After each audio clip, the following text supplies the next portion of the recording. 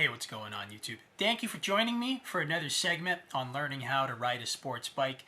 In this particular video, we're going to be going over riding in residential areas, situational awareness, kind of what you should be looking out for in terms of road conditions and hazards and so forth. Before you ride your bike, you should check your tire pressure and your slack every time. Okay, to keep up with your manufacturer's guidelines on PSI and your slack measure. There are special tools that will help you in measuring your chain slack. Okay, and your chain slack is basically the tension on your chain.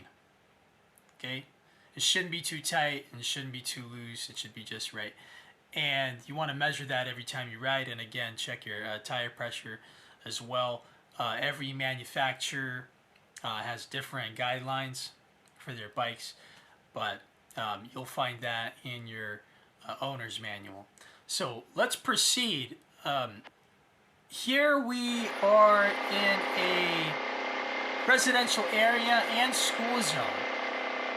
So you want to always be cognizant of your environment when changing environments and going from traveling on a highway at higher speeds compared to when in a residential neighborhood and traveling at lower speeds.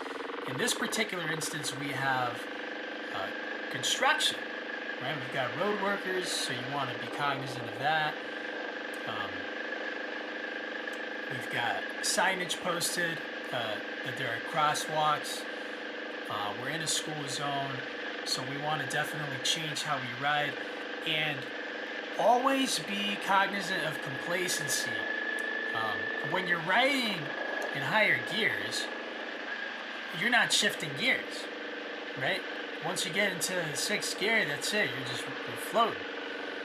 And so it's very easy to become complacent.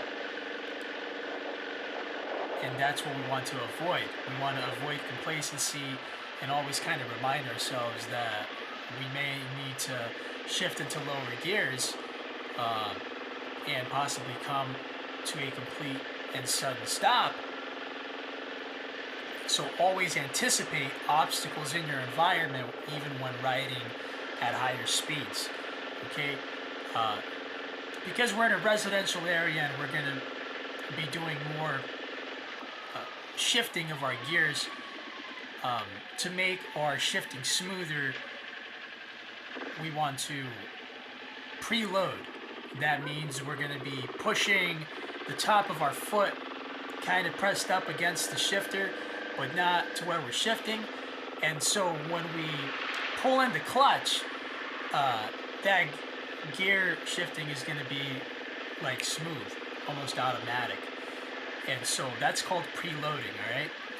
And I mentioned that in a previous video, and I want to kind of reinforce that and mention that again here. And so other than that, just be cognizant, constant scanning of your environment. Focus on your posture, your weight distribution. And the more you put that into practice, the more second nature that's going to be. I think that's it for this segment. So thank you guys for tuning in. Hit that like button, comment, subscribe, and until next time.